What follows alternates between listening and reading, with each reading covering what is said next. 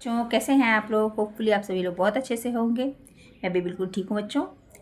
आज simple interest और उससे जुड़ी हुई प्रॉब्लम्स के बारे में हम लोग डिस्कस करेंगे। क्या होता है कि जैसे कि मैंने भी आपको प्रॉफिट एंड लॉस कुछ समय पहले पढ़ाया था कि आप जैसे सपोज कोई पेन आपने ख़रीदा तो उसके बाद सेल करते हैं तो या तो प्रॉफिट या फिर जो है लॉस में आप उसको सेल करते हैं, ठीक है। लेकिन कुछ चीज़ें ऐसी होती हैं जिसमें हम सिर्फ प्रॉफिट के बारे में सोचते हैं, ठीक है ना। अब जैसे कि आप कुछ पैसे सपोज़ आप जो है 100 रुपीज़ बैंक में जमा करिए, है ना। तो आप क्या चाहेंगे कि अगर सपोज़ आपने 1 साल के लिए जमा किया 100 रुपीज़ तो आप ज़रूर चाहेंगे कि उस पर हमको कम से कम 20 रुपीज़ तो ज़रूर मिले, है ना। मतलब जब हम 1 साल के बाद पैसे निकालें तो हमको कितने मिलने चाहिए, ये 100 तो जो हमने जमा किया था वो, साथ ही साथ बैंक के पास जमा किया है तो कुछ हमें ये भी मिले पैसे एक्स्ट्रा, है ना। तो यानी टोटल हमें 120 मिल जाए, है ना। तो ये जो आपने सबसे पहले जमा किया पैसा, है ना, इसको हम क्या कहते हैं, ये आपका होता है प्रिंसिपल, ठीक। सबसे पहले आपने अपना जो भी पैसा जमा किया बैंक में उसको कहते हैं प्रिंसिपल। उसके बाद उस पैसे को कुछ समय के लिए, मैंने बोला ना अभी आपने 1 ईयर के लिए रखा, तो टाइम क्या हो गया आपका 1 ईयर। 1 ईयर के लिए आपने इसको पैसे को बैंक में रखा और आपको उसके बाद जो ये 20 रुपीज़ एक्स्ट्रा मिला आपको बेनिफिट, इसको क्या कहते हैं, आप इंटरेस्ट कहते हैं, सिंपल इंटरेस्ट या इंटरेस्ट, ठीक है। ये हो गया आपका।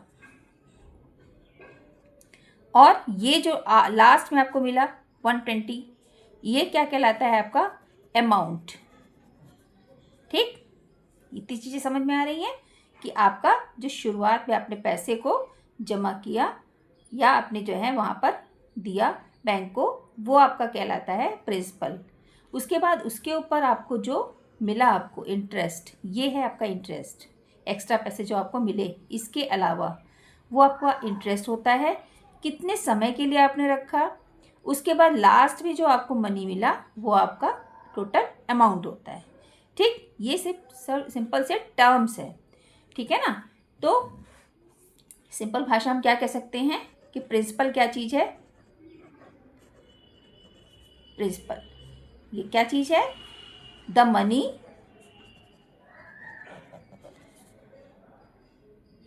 Invested is called principal, P, ठीक है ना। उसके बाद इंटरेस्ट क्या होता है, additional money. The additional money जो आपको एक्स्ट्रा मिली ना, ऐड करके मिली, ये तो क्या हुई, additional money paid to customer is interest, ठीक। उसके बाद अमाउंट क्या होता है, अमाउंट क्या चीज़ है, amount total money paid by the borrower to the money lender, ठीक। ये क्या कहलाता है, इस प्रिंसिपल, ठीक। इतनी आसान सी भाषा में मैंने आपको इस चीज़ को बताया। अब सिंपल से अगर मैं कोई क्वेश्चन ले लूँ, ठीक है। क्वेश्चन नंबर 1 इस तरीके का है, ये एक सिंपल सा क्वेश्चन है, find the simple interest on ₹480 for 5 years at 12% per annum and find amount also, ठीक। उसके पहले इन सब के कुछ एक फॉर्मूलेज भी होते हैं, है ना, कि किस फॉर्मूले के थ्रू आप निकालोगे। एक चीज़ नहीं पता है तो फिर कैसे निकालेंगे। यहाँ बीच में एक टाइम का भी मैं बता देती हूँ, टाइम क्या चीज़ होती है, कि ये चीज़ है कि it is the time for which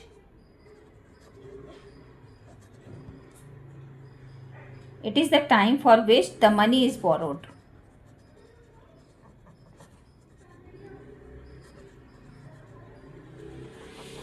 Right? ये आपने किस समय के लिए मनी को बोरो किया है, ये टाइम होता है। ठीक, अब क्या है फॉर्मूले, मैंने जैसा कि बताया था सिंपल इंटरेस्ट का निकालने का फॉर्मूला होता है एसआई निकालने के लिए क्या होता है कि अगर आपको प्रिंसिपल पता है ना, यहाँ पे एसआई निकालने का होता है principal into rate into time by 100, ये होता है। ठीक, और अमाउंट क्या होता है, अमाउंट ए अगर है, amount is equal to principal plus SI, simple interest. ठीक, इसके थ्रू हम अमाउंट निकाल लेते हैं। यहाँ पर आपको अमाउंट भी निकालना है एज वेल एज आपको सिंपल इंटरेस्ट। तो सबसे पहले इस फॉर्मूले में हम वैल्यू रख करके निकालेंगे। क्यों? क्योंकि हमको प्रिंसिपल पता है। प्रिंसिपल क्या है हमारा, ये अमाउंट है। उसके बाद रेट क्या है, किस रेट पे, 12% की रेट पे दिया जा रहा है, और टाइम क्या है 5 ईयर्स। मतलब तीनों चीज़ दी हुई हैं, तो हम एसआई निकाल लेंगे, सिंपल इंटरेस्ट, है ना। तो because you know simple interest is equal to, formula क्या होता है, P into R into T by 100। यहाँ पर प्रिंसिपल क्या है बेटा आपका 480, रेट आपका 12%, और आपका टाइम क्या है, वो है 5 ईयर्स, बाय 100 कर देंगे, है ना। ये देखिए अब क्या हुआ, इस 0 से इसको कैंसिल कर दिया, 5 2 ज़ा 2 से इसको कैंसिल किया, 2 1 ज़ा और 2 6 ज़ा। ठीक है, तो आपका क्या हुआ 48 इंटू 6, है ना। 6 8 ज़ा 48, 8 4 6 4 ज़ा 24 और 4 28। तो ये आपका सिंपल इंटरेस्ट आ गया, एसआई आ गया। ठीक, अब क्या है, आपको अमाउंट पता करना था।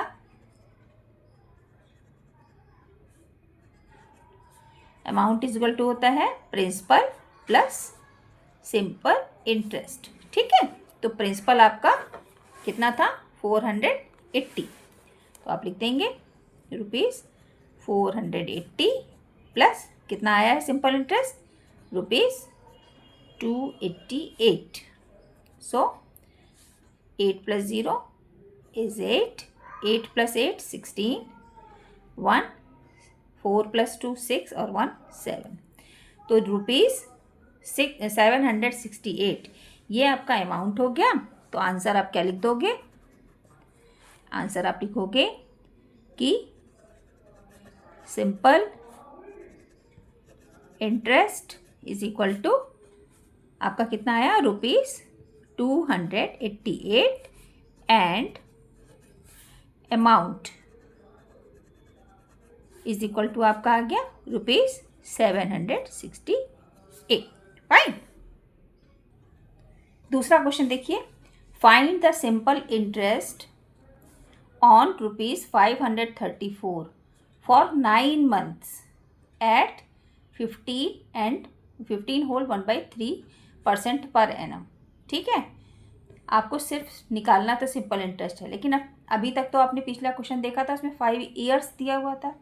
अब आपको जो 9 months दिया रहेगा उसको आप क्या करेंगे, सबसे पहले ईयर्स में कन्वर्ट करेंगे। ठीक है, अब बिकॉज यू नो कि 12 months इज इक्वल टू क्या होता है 1 ईयर होता है।